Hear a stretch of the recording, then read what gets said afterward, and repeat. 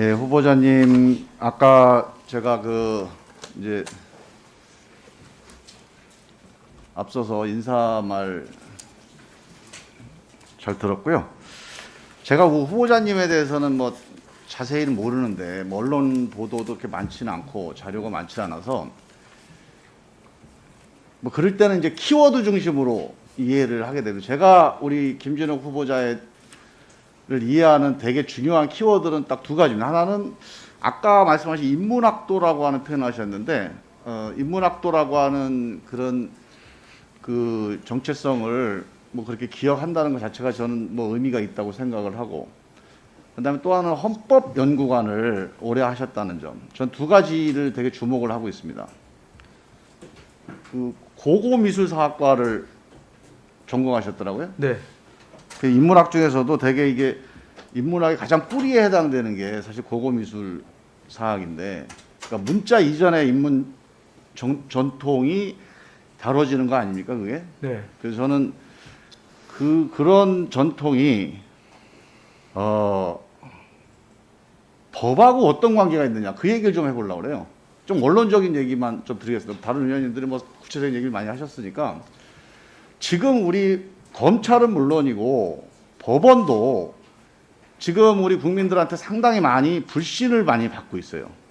저는 그게 이 법조 엘리트주의에 대한 주권자들의 이제 평가라고 생각합니다. 그러니까 이게 왜 생겼는지에 대한 얘기를 좀 한번 고민을 좀 해봐야 된다. 그게 이제 공수처의 출범 취지하고 연관이 된다고 보는데, 네. 그 이제 인문학도 출신이시니까 이 인문 정신하고 이 법치주의하고 약간 이게 대립되는 거 아닙니까? 법치주의라는 거 법이라든가 법률 전문가가 인간의 기본권을 이렇게 구속하는 거잖아요. 그래서 이게 좀 잘 안 어울릴 것 같은데, 이 법치주의가 과연 인간을 유익하게 하는 겁니까? 네, 저는 어떤 점에서 그렇죠? 예, 그렇다고 생각합니다. 법치주의, 법의 지배가 사실은 영국에서 시작됐다고 보는 게 일반적입니다. 1215년 마그나 카르타 대헌장이요. 그 당시에 왕권을 견제하면서, 왕권을 통제하면서 이 왕이 이제 함부로 인신 구속을 하니까 그 판사의 재판을 통해서 인신 구속을 하도록 해라. 세금을 거둘 때는 반드시 의회의 동의를 받아라. 그래서 왕한테 서명을 받은 게 마그나 카르타지 않습니까? 결국 이게 법치주의의 법의 지배의 시원이라고 보고 있거든요. 그러니까 결국은 국민의 자유와 권리를 보장하고 그 살아있는 권력, 법 위에 있던 권력, 군주의 권력을 제한하는 원리이기 때문에 저는 자유와 권리, 인문 정신과 법치주의는 일맥상통한다고 보고 있습니다. 근데 이제 그거는요, 우리 역사적으로 이런 논쟁이 가능해요. 왕권과 귀족과의 싸움에서 귀족이 왕권을 제한하는데 이제 법이라고 하는 새로운 수단을 발명해서 왕권을 제한하기 시작했다. 그래서 이 귀족과, 다시 말하면 이 엘리트가 다시 또 이 세상을 지배해 나가는 그런 상황이 또 그러니까 법에 의한 지배라는 용어가 생긴 이유가 그거 아닙니까? 이 엘리트 권력이 법을 가지고 일반 주권적인 국민들을 그러니까 지휘하거나 아니면 지배하는 이런 상황, 이게 지금 현대 민주주의의 되게 위기 아니에요? 네. 지금 검찰이나 법원에 대한 국민들, 주권자들의 의심도 바로 그 대목이란 말이죠. 네. 그래서 이건 역사적으로 그냥 왕권을 제한하기 위해서 법치주의가 의미가 있다, 이걸 넘어서는 고민이 좀 필요합니다. 그래서 엘리트들이 이 법의 주인이 돼버린 거 아니냐? 어떻게 생각하세요, 이거에 대해서? 예. 그 부분은 이제 극복이 돼야 될 점이고요. 극복이 이제 되고 있는 중이라고 생각합니다. 근데 저는요, 이거 네. 간단한 문제가 아닌 게요. 저는 근본적으로 법치주의가 인문적 가치에 부합된다. 인간을 자유롭게 한다. 왜냐하면 법이라고 하는 거는 왕권을 제한하는 의미를 떠나서 법이 뭡니까? 구성원들의 평균적 합의예요. 그러니까 법이 없으면 힘센 사람 마음대로 하게 돼 있습니다. 권력자 마음대로 하게 돼 있죠.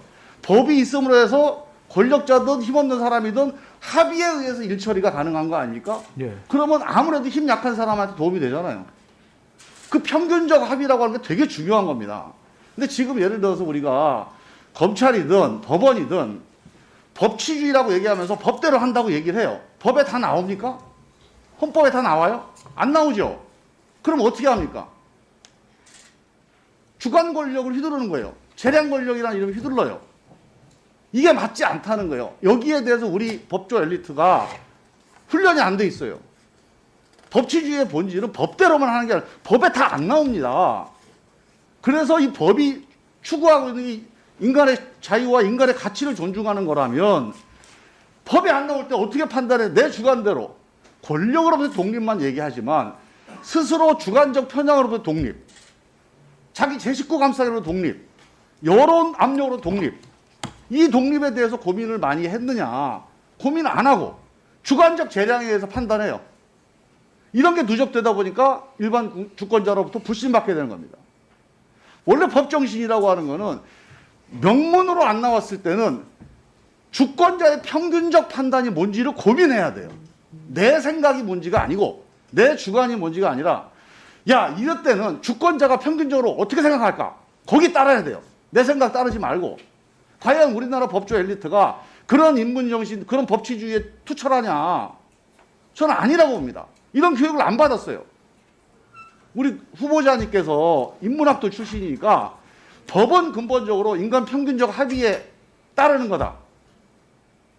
그래서 법치주의를 하려면 법 조문만 외워서 되는 게 아니라 법 조문 이상의 국민의 평균적 합의, 이거에 대한 끊임없는 고민, 거기에 대한 끊임없는 겸허한 자세, 이거를 철학적으로 훈련하지 않으면 법치주의 실현이 안 됩니다.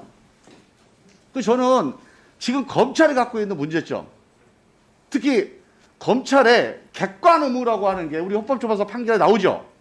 예. 우리 대한민국 검찰이 객관 의무에 충실하다고 보나요?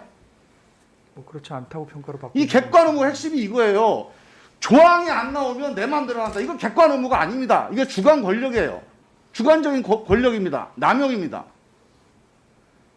법조문에 안 나올 때는 과연 평균적 판단이 어떨지에 대한 고민. 이게 객관 의무에 부합되는 거죠. 그런 부분을 공수처에서 먼저 좀 선도를 해주시고 대한민국 검찰과 법원이 그런 방향으로 갈 수 있도록 그런 정신을 따라 감시를 해주셔야 돼요. 그 말씀. 네, 의원님 말씀 명심하겠습니다.